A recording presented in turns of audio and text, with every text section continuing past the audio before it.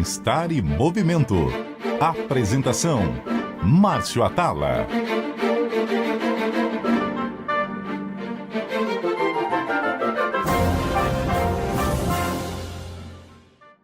Olá a todos, o Bem-Estar em Movimento de hoje é muito especial. Ele vai falar sobre respiração. Existe uma forma correta para respirar? Respirar pela boca pode ter algum tipo de consequência? Qual a importância de respirar mal na infância, na vida adulta? Olha, a gente costuma respirar 25 mil vezes por dia, então provavelmente isso vai interferir na nossa saúde. Mas quem vai falar com muita propriedade é o meu convidado, o doutor José Carlos Ronchi Ferreira, membro titular da Sociedade Brasileira de Cirurgia Plástica, mestre e doutor pela Unifesp. Doutor José Carlos, muito bem-vindo. Muito obrigado, Márcio. É um prazer estar no seu programa. Eu sempre ouço pela CBN, sábados, né? Então, é um prazer estar aqui com você. E a primeira pergunta é: a gente respira 25 mil vezes por dia. Como funciona a nossa respiração? Tem uma maneira correta para se respirar? Como regra geral, respirar é uma atividade nasal.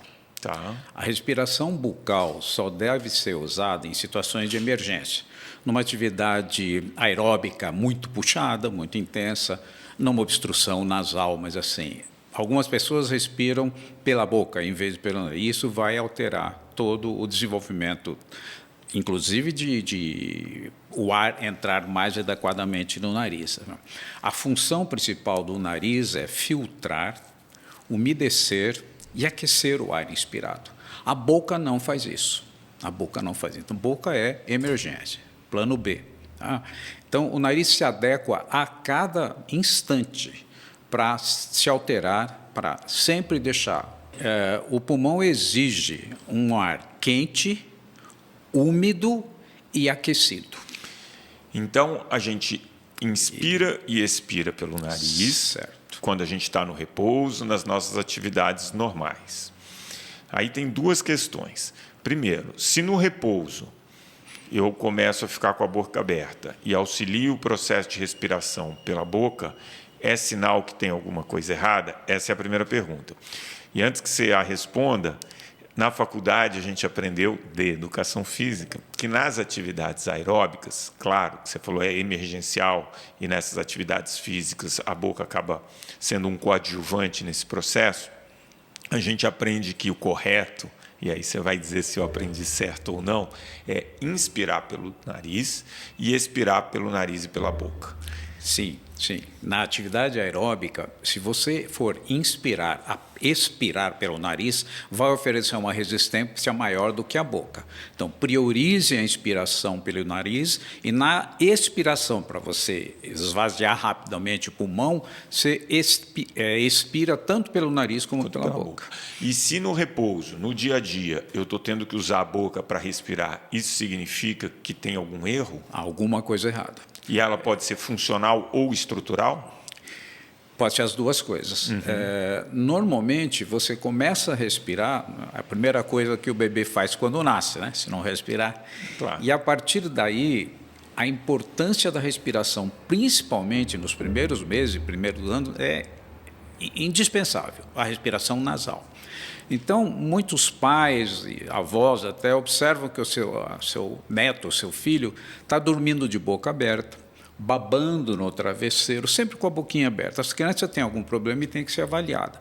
Pode ser uma coisa temporária, mas pode não ser. Então, as crianças pequenas podem ter uma alteração de crescimento exagerado dos cornetos, crescimento das adenoides e das amígdalas no fundo da boca, na passagem entre o nariz e a boca, que dificultam ou impossibilitam a respiração nasal. Esta criança respirando pela boca na infância, o ar, ao bater no céu da boca, no palato, vai levantando, elevando o palato. Né? Então, aquela boca ela vai ficando estreita, aguda e com um palato ou com o céu da boca bem elevado. A gente chama de palato ogival, lembrando uma ogiva, uma capela, etc. Uhum. Por ocasião da puberdade, o septo que separa as duas fossas nasais tem um crescimento grande. Ora, se o céu da boca foi elevado, o septo vai crescer em cima de um morro. Então ele vai crescer, vai expandir, que não tem espaço, ele vai ficar torto. Por um lado, você vai ter o desvio septal, e por outro lado, ele vai forçar o dorso do nariz e criar a corcova, que a gente chama de giba nasal. Sim, o carocinho no dorso do nariz. Ah, meu pai tem, eu puxei dele. Não, teu pai foi um respirador bucal e você também foi um respirador bucal, né? Além disso, o crescimento errado da face leva a problemas, muitas vezes, de oclusão, que precisam de aparelho ortodôntico, ortopédico e até de cirurgias faciais para correção. Então, assim, olhe o seu filho, o seu neto ao dormir. Se estiver respirando pela boca, corra para um bom otorrino pediátrico, para ver, interromper e corrigir isso. É muito interessante, porque poucas pessoas, eu nunca tinha ouvido falar, iriam relacionar, às vezes, uma característica estrutural no nariz, igual esse calinho, enfim, podendo ser um problema de função lá na infância que poderia ter sido resolvido. Sim. É bem interessante então. Isso. E qual o problema, né, da gente respirar pela boca na fase adulta? Então, tem nosso ouvinte, né, o pessoal que está assistindo a gente, fala assim, pô, eu respiro pela boca, tenho 50 anos, qual a consequência que isso pode ter para mim? Você vai tendo uma respiração, né, primeiro que o pulmão não recebe o melhor ar, e segundo que isto vai levando a uma dificuldade de respiração que a gente chama de hipopneia ou apneia do sono, que isso vocês conhecem bem. São indivíduos até que muitas vezes acordam assustado, ele para de respirar, então ele não chega na fase profunda do sono REM, que é o sono que descansa, entendeu? Então esses indivíduos têm uma alteração até psíquica. Se você Sim. não chega num sono, acorda, então é um indivíduo que está dirigindo, para no semáforo, ele dorme, alguém buzina atrás. Ele vai assistir uma aula, ele dorme. Ele precisa de estímulo muito grande para estar acordado. Por quê? Porque ele não dormiu. E às vezes a solução, o cara fica desesperado, começa a tomar remédios, essas coisas para dormir, e a solução está na correção da respiração. Na correção da respiração. Algumas coisas têm que ser feitas. E hoje você tem vários recursos, desde assim, se for um desvio septal obstrutivo, se for um corneto grande, até às vezes uma amígdala grande no adulto, você tem que desobstruir. Agora, muitos desenvolvem, porque não respiraram direito, eles não têm uma boa função do palato, do palato mole, lá, o céu da boca. Então, esses indivíduos, muitas vezes, têm que dormir com um aparelhinho chamado CPAP, para ajudá-lo a respirar. Mas, se ele tiver uma obstrução nasal, não adianta pôr o CPAP, o ar não passa. Então, ele sempre vai ter que ser visto por um especialista para ver se ele tem uma obstrução.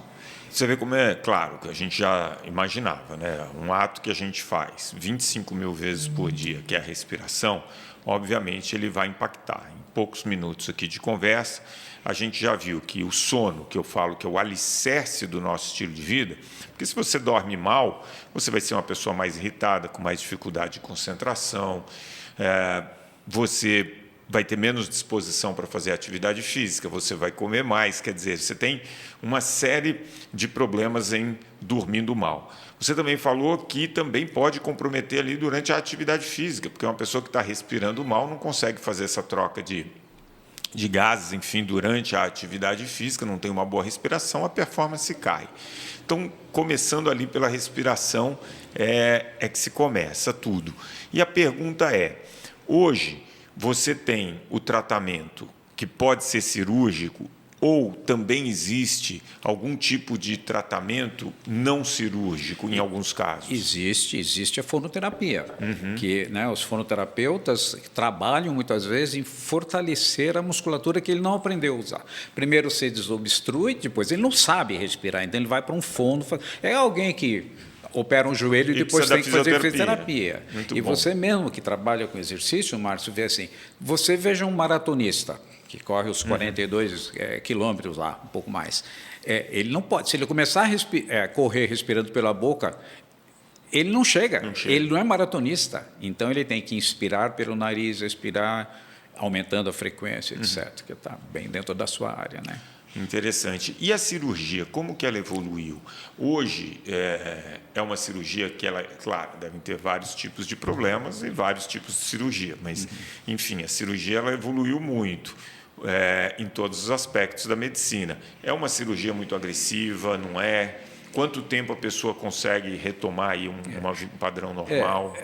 Normalmente, na minha área, eu recebo pacientes que vêm se queixando da estética, e aí, na investigação, ele respira mal. Lembra que eu falei que quem tem um carocinho deve ter um desvio de septo. Então, a cirurgia deve corrigir a obstrução nasal, que basicamente é desvio do septo do nariz e aumento da tal da carne esponjosa, que são os cornetos. Tá? Mas isso não é tudo.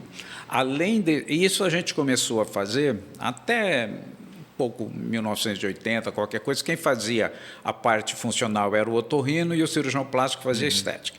Depois nós fomos aprendendo e hoje o cirurgião de nariz, tanto o cirurgião plástico como o otorrino que faz nariz, faz a estética e a função no mesmo ato cirúrgico. Tá? Isso que é importante, que é possível fazer. Então, a chamada rinoplastia funcional é um ganho de 30 anos na nossa história. E, mais recentemente, a partir do ano 2000, quer dizer, 20 e poucos anos, descobriu-se um cirurgião americano que criou uma técnica para você corrigir válvula nasal. É um conceito que a gente não tinha, então o nariz tem um sistema valvular, né? Válvula é qualquer artefato que modifica um fluxo, e você pode, se você perceber numa inspiração forçada, você deve dilatar as narinas, aumentar o carburador ali para entrar mais ar. Alguns indivíduos, na inspiração forçada, ele colapsa a narina, ele não tem resistência. Então, durante a cirurgia nasal, a gente também corrige as incompetências das válvulas. Então, o indivíduo se desobstrui e melhora o fluxo, melhora o aumento de ar, junto com uma cirurgia estética. Esse é o padrão ouro da cirurgia nasal hoje. Ela é a rinoceptoplastia funcional e valvular. E cada vez mais, quando a gente fala em respiração, a gente começa a falar em qualidade de vida. Por quê? Hoje a gente é bombardeado de informação, tem que estar disponível a todo momento, o ritmo de vida é muito intenso, e uma das características que a gente acaba desenvolvendo é uma respiração muito mais curta, né?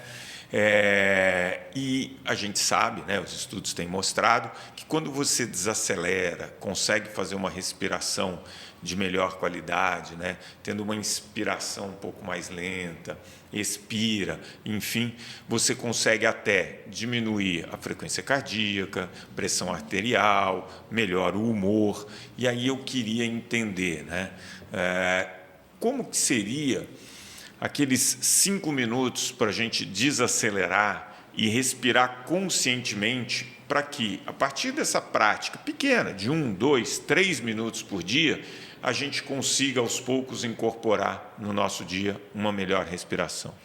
Então, veja, imagina, você falou agora da respiração curta. Pensa bem, numa respiração curta, você não expira todo o ar. Então, você vai sempre reter, entre aspas, um ar sujo. Sim. Então, você vai ter uma condição de aeração diminuída, você vai ter mais gás carbônico, menos oxigênio no percentual ideal. Além disso, isso você aprende com manobras de yoga, meditação, treinamento fisioterapêutico. Uma inspiração sempre está ligada a um relaxamento. Você nunca respira acelerado durante o relaxamento. Você nunca relaxa respirando rápido. Então, a respiração faz parte de todos os mecanismos. Os chakras, todas essas coisas do yoga e de outras teorias levam em consideração o tipo de respiração. Você aprende a respirar a respiração abdominal, a baixar totalmente o diafragma, você começa a ter a percepção do diafragma. Quem não é treinado não sabe onde está o diafragma, nem sabe se está respirando pelo diafragma. Exato. Você deve ter isso na sua clínica. Claro, claro. E a respiração ela acaba sendo muito importante. E aí, na sua experiência, quanto mais cedo se corrige esse problema, maior ganho e você evita problemas ali na frente, ou, enfim, qualquer tempo é tempo? Na realidade, o paciente vem voluntariamente, mas quanto antes você resolver um problema, por isso que eu estou falando, uma criança não vai no pediatra ou no otorrino. O pai, o avô, alguém vai descobrir que ela está respirando mal. Alguém vai ter que levar. Você corrigiu uma criança. A criança, basicamente, é tirar a amígdala e a adenoide. Antes, todo mundo tirava. Você não pegou essa fase. Meus irmãos todos, eu fugi e não fui operado. Depois veio uma fase que não operava mais ninguém. Hoje, assim, opera quem? Quem precisa. Se é um indivíduo que tem amidalite repetitiva. Se as adenoides estão muito grandes, você tira. A gente sabe que a amígdala e a adenoides são órgãos de defesa, certo? Ok. Pensa na guerra. Um cara na trincheira, está lá, ele está doente, ele não atira e ele come. Então, o soldado na linha de frente faz mal. Então, uma doença que só se cura cirurgicamente, que é um adenoide hipertrofiado, uma amígdala muito grande, com pus, com coisa, tem que tirar. Você tira e essa criança começa a crescer, começa a dormir, começa a ir melhor na escola, porque essa criança que dorme mal, ela vai para a escola, ela dorme, coitada, porque ela não dormiu, ela não sonhou. E o sonho é importantíssimo para a saúde psíquica. Eu operei mais recentemente uma paciente de 50 e poucos anos, olha que interessante, ela veio procurar porque a ponta caiu e ponta caída é envelhecida. E eu descobri que ela tinha... Por estética. Mas ela tinha uma válvula péssima. Eu falei, olha, eu vou deixar o teu nariz mais elevado, mais simpático, mas vamos corrigir essa tua válvula. Uns 2, 3 meses depois, doutor, vou te contar uma coisa. Eu estou sonhando colorido. Eu nunca sonhei colorido. Você está brincando. Então, ela chegou na fase REM com 50 e poucos anos. Então, a qualquer momento você luta. A paciente mais velha que eu operei, uma senhora, tinha 79 anos. É meu paciente mais velho. Porque a ponta foi caindo, ela não respirava, não durmo mais, estou tomando remédio. Aí o otorrino dela percebeu e mandou operar. Entendeu? Que não era a estética, que ela queria respirar. Aí você tocou num ponto bem importante, que é a estética, né? Hoje a gente, na minha época, eu não tinha rede social, não existia nada disso. Minha comparação era ali na rua, era com o meu amigo do colégio, enfim, e a gente lidava com isso. Hoje, muito por conta de mídia social e pela facilidade que a gente tem, né, desse contato, os padrões estéticos assim acabam gritando. E muito na adolescência. Então, você vai pegar aí adolescentes de 12, 13 anos, que já vão começar a trazer alguma insatisfação com o corpo e com o nariz, por exemplo. A pergunta é, se o adolescente não tem a indicação de cirurgia por algum problema estrutural ali que está prejudicando a respiração, vale a pena fazer essa cirurgia ainda na adolescência, ou você deveria esperar uma certa idade para que o corpo, de alguma maneira, terminasse a sua formação, se é que existe isso? A fase da adolescência é a fase da maior insegurança que existe. Então, veja um bullying. Destrói carreiras, destrói coisas graves. Então, assim, tem uma queixa, vamos dizer assim, está respirando bem, mas o nariz é feio, ou muito feio. E esse paciente tem 13, 14 anos. Pode operar? Meninos a partir de 14, 15 anos, meninas 2 anos depois da primeira menstruação. Pode operar. Então, a gente recebe pacientes com narizes assim. Se é uma coisa pequena e não tem uma indicação funcional importante, deixa mais para frente. Mas se aquilo está prejudicando, aquele é o momento. Essa menina não se abre para um relacionamento, ela não tem bons amigos, ela não vai na festinha do colégio. Se opera uma menina de 14, 15 anos, ela volta para o pós-operatório de 6 meses com o namorado, que ela nunca se abriu para um relacionamento. Muda. Os pais e as mães, doutor, eu tenho um outro filho que estava amarrado, muitas vezes porque ele se sentia inseguro, porque mexiam com o nariz. Imagina a molecada hoje, o bullying que não tinha ali. Bullying sempre teve, né? Sempre teve, né? Mas a gente não ligava. Hoje eles ligam, porque ele quer tirar selfie. Esse que é o ponto. A minha dúvida sempre foi essa, se o garoto opera com 12, 13 anos e se ainda, ou 14, sei lá, e ainda ele não está numa fase...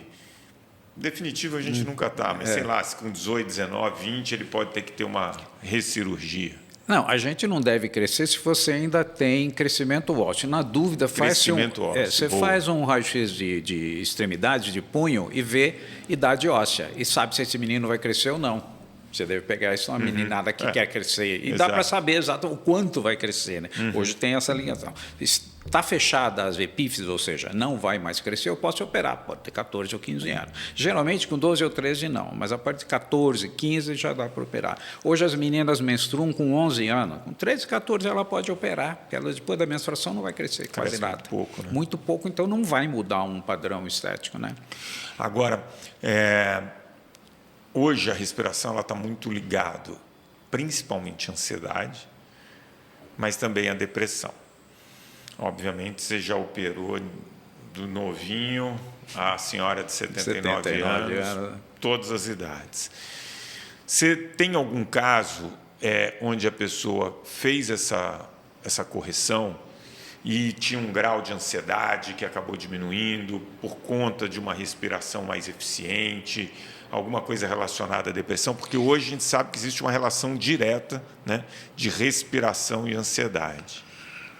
Tem. É muito comum, às vezes, existir vamos dizer assim, um exagero da preocupação com a imagem, né? Que são os distúrbios de autoimagem.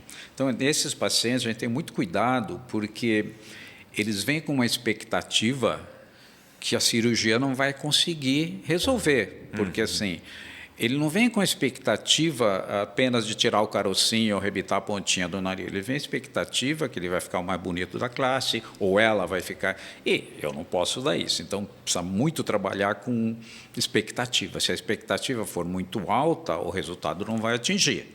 Isso é um trabalho... Agora, o que a gente percebe nessas meninas que tinham uma indicação, uma coisa assim, o paciente se queixa e eu encontro uma deformidade anatômica para aquela queixa, então ela não fantasiou, né? Porque alguns vêm, doutor, meu nariz é torto, eu olho, o nariz é reto. Então, estão viajando. E aí? Não se opera. Não se opera, não, de jeito nenhum. Né? Mas aqueles que você opera, essa menina aqui com 16 anos, 6 meses depois, vem com o namorado, e a mãe fala, doutor, ela nunca saiu, não ia na festinha, está um perigo, porque sair toda hora, entendeu? Então, muda. Nesta hora, a autoestima vem da autoimagem, porque eles não são nada, ainda são projeto, né? Ele não é o melhor professor, não é o melhor atleta, ele tem que ser o mais bonito ou a mais bonita. Então, a autoimagem é importante. Então, se não for uma expectativa fantasiosa, a cirurgia vai ser... Eu digo que a cirurgia de nariz na adolescência, nessa fase, ela é uma cirurgia psíquica. Entendeu? Tinha um professor velho meu que disse que o cirurgião plástico é um psiquiatra com bisturi na mão. Não adianta pôr essa criança que se sente feia, e é feia, dos conceitos de cada sociedade, numa terapia, porque ela está infeliz com ela. Não adianta. Tem uma causa anatômica. O contrário também, né? Se ela sente, por exemplo, uma depressão, uma ansiedade, mas não tem uma coisa anatômica, aí ela precisa de ajuda. Claro. Terapêutica, lógico. Bem interessante. E aí, quando a gente fala de uma respiração eficiente, quais os exercícios mais comuns que alguém pode fazer em casa, né? Então, você falou assim, tem a yoga, você hoje tem aplicativos de meditação, e aí você tem várias técnicas, né? Então, a respiração quadrada, eu respiro em 4, eu seguro 4, eu expiro e seguro mais 4, enfim. E aí até eu li um artigo recentemente falando que o melhor exercício, eles compararam várias dessas técnicas e falaram assim, olha, o melhor exercício, na verdade, é você inspirar lentamente e expirar, se possível, no dobro do tempo. Esses exercícios, eles acabam ajudando não só na questão da depressão, da ansiedade, mas também vamos dizer assim, na parte anatômica, né, da musculatura. Se for na fase de crescimento, sim. Depois é difícil. Você pode até melhorar um pouco o tônus, mas você não muda mais uma estrutura óssea depois da puberdade, né? Então, o crescimento correto do esqueleto, crânio-facial, tem que ser nos primeiros anos de vida. Então, senão não. Mas você melhora tônus, né? O paciente que respira pela boca, ele tem uma atonia, né? Uma falta.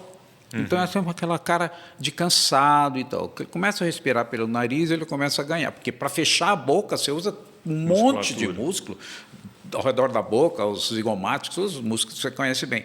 E ele passa a ter tônus. Então, o rosto fica mais jovem, vamos dizer assim, no aspecto de estar acordado. Ele não está um cara de quem acordou, ele está com cara de quem ele está acordado, isso sim. Mas você falou da respiração, tem muitos estudos nesse sentido. Assim, a gente respira em média 15 vezes por minuto. Para um exercício, você tem que respirar 5 vezes por minuto. Então, você tem que fazer uma inspiração lenta, segurar um pouco e expirar. Sempre a expiração leva 2 vezes mais que a inspiração. Sempre, né? Sempre. Sempre, né? Mesmo, claro, correndo você muda, claro, vai na emergência, expira o mais rápido possível para poder inspirar, né? Mas exercício de... Porque quando você põe um indivíduo que ele está preocupado com a própria respiração, ele começa a pensar nele, ele nunca fez nada por ele. Ou ele está trabalhando, pensando nos outros, resolvendo, ou ele está vendo agora, maratonando uma série na TV, ele não está pensando nele. Ele nem imagina, ele não sabe se ele comeu, se não bebeu. Entendeu? Então, quando você leva alguém para esse tipo de atividade, por isso que é importante toda a atividade, não só, eu cito a yoga, que é a mais conhecida do povo, mas tem várias coisas trabalhando. E muitas terapias, psicoterapias, são associadas a movimentos corporais, respiratórios. Vide, você sempre fazer uma meditação, é um treino. Né? Não é fácil fazer meditação. Você não consegue ficar acordado sem pensar. Tem que fazer isso. É treino. É treino. É muito... E você acredita que esse tipo de exercício de respiração, muito próximo do horário de dormir, pode ajudar a induzir o sono? Sim, sim. Você ajuda a desacelerar. Né? Faz parte do desacelerar. Você não pode chegar correndo, ouvir um filme, assistindo um filme maluco aí, ativo, tiro e bala, esses filmes bem e desliga e vai dormir, não dorme. Você consegue, né? Então, o ideal é, antes de dormir, ir parando devagarinho e fazer, se possível, algum exercício do tipo meditação. As pessoas relatam muito isso mesmo. Está assistindo um filme mais violento, uma série, desliga e não consegue dormir. Claro que ela prende a respiração, ela está tensa, né? É muito estímulo, bacana. E eu quero terminar esse papo pedindo para você 3 dicas para a pessoa respirar bem. Olha, eu dou para os pais e para os avós, porque às vezes os pais trabalham, não vê. Observe a criança dormindo. Se essa criança dorme de boca aberta, baba no travesseiro, tem repetidas inflamações de garganta e não está indo muito bem na escola, essa criança tem que ser examinada e muitas vezes operada, basicamente na infância, amígdalas e adenoides. Tá. Depois disso, chega na fase adulta, ela começa a ter. Se você é um indivíduo que respira mal, que não sonha,